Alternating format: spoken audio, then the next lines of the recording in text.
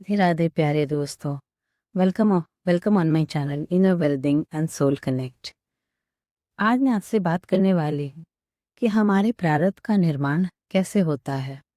देखिए, हम जो कर्म करते हैं ना, उसी से हमारे प्रारब्ध का निर्माण होता है। क्योंकि हम जब भी जो भी कर्म करते हैं ना, उसमें तो कुछ कर्मों का फल हमें उसी समय मिल जाता है, लेकिन कुछ ऐसे कर्म होते हैं जिनका फल हमें उस समय नहीं मिलता है। वो आने वाले हमें जीवन में मिलता है, तो किसी जीवन के आने वाले समय में मिलता है, या फिर हमें आने वाले जन्मों में मिलने वाला होता है।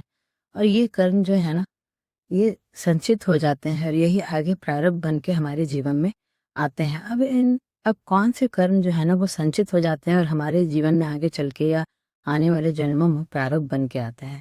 देखिए, ऐसा कर्म जो हम जो है ना कर्तापन के अभिमान से करते हैं, जैसे कि मैं ही करने वाला हूँ। आप मान लीजिए, एक परिवार का पोषण कर रहे हैं, पालन कर रहे हैं, और आपके अंदर एक भाव है कि मैं ही कमाता हूँ, मैं ही सब कुछ करता हूँ, मैं ही इस घर को चलाता हूँ। तो ये एक कर्तापन का अभिमान हुआ, क्योंकि आप उस घर के कमाने वाले व्यक्ति हैं और उस परिवार का पालन करने का की जिम्मेदारी ईश्वर ने आपके ऊपर दी है। तो आपको ईश्वर ने एक सेवा दी है, इसीलिए आपके अंदर कर्तापन का अभिमान नहीं होना चाहिए। आपको उस कर्म का पालन अपना कर्तव्य मात्र समझ के करना चाहिए।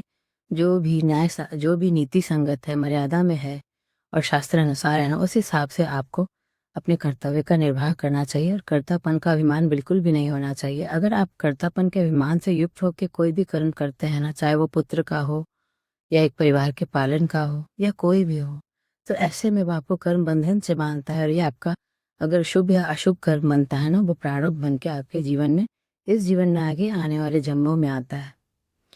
अब ऐसे कर्म जो कि निष्काम भाव से किए जाते हैं, जहाँ पर ना कोई राग होता है, ना कोई द्वेष होता है, ना कोई ईर्ष्या होती है, ना किसी तरह का कर्तापन का अभिमान होता है ना, ऐसे किए हुए निष्काम कर्म जो केवल जो है ना, अपने कर्तव्यों का निर्वाह करते हुए जो करते हैं ना, ऐसे कर्म जो है ना, वो संचित कर्मों में नहीं जमा होते हैं और वो कभी भी हमारे जीवन में प्रारब्ध बन के नहीं आते हैं। जैसे कि एक माँ अपने अपने संतान का पालन पोषण करती है, केवल इस भाव से कि वो उसकी माता है। उसका खाना पीना, उसकी अगर तबीयत बिगड़ी है तो उसकी रात्रि जाग के देखभाल करना, वो ये सोच के नहीं करती है कि ये पुत्र आगे चल के मेरी सेवा करेगा या नहीं करेगा। वो एक माता होने के नाते अपने कर्तव्य का निर्वाह कर रही है। तो इस तरह का जो निष्काम भाव से किया हुआ कर्म है, ये कभी भी संचित कर्म में जमा नहीं होता है। या फिर आप अपने कर्तव्य का किसी सेवा में हैं और आप कर्तव्य का निर्वाह कर रहे हैं, जैसे कि आप मान लीजिए किसी कोर्ट में जज हैं और वहाँ पर आप किसी केस का फैसला दे रहे हैं, तो वहाँ पर आप केवल मात्र अपने कर्तव्य का पालन कर रहे हैं।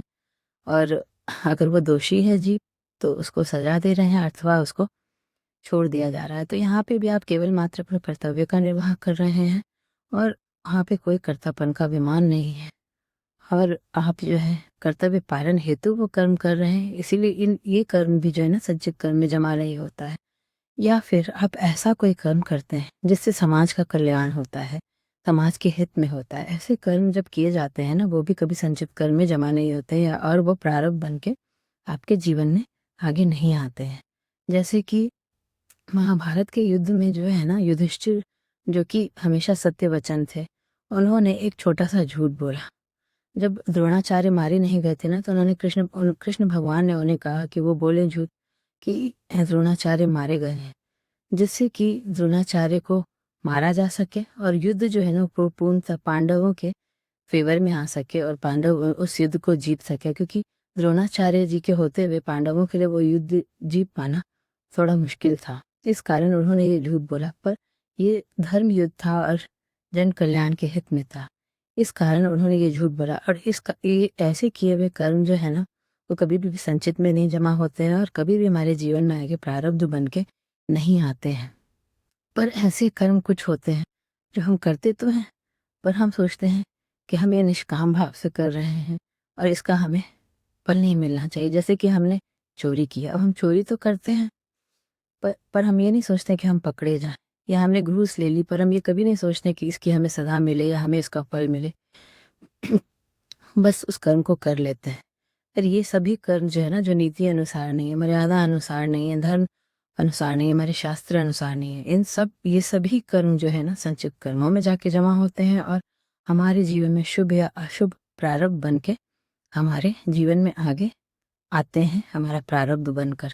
पर अगर आप कोई भी कर्तव्य करते हैं, पहले तो वो कर्म हमेशा नीति और शास्त्र अनुसार होना चाहिए, कोई भी अधर्म युक्त कर्म नहीं होना चाहिए। और ये जो भी कर्म आप करते हैं ना, अगर वो आप भगवत प्रीति युक्त होकर के भगवान के चरणों में समर्पित करते हैं करके ना, तो भी आप जो है ना इस प्रारब्ध रूपी कर्म से, कर्म बंधन से जो है ना धीरे धीरे मुक्त होते चले जाते हैं, क्योंकि आप भगवान के प्रीति युक्त होकर के वो कर्म करते हुए भगवान के चरणों में समर्पित कर रहे हैं।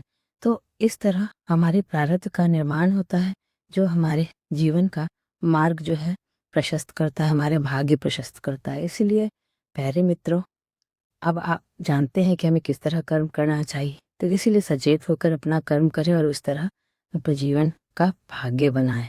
अगर आपको मेरी बातें पसंद आ रही हैं तो मेरे वीडियोस को लाइक करें, मेरे चैनल को सब्सक्राइब करें। Thank you.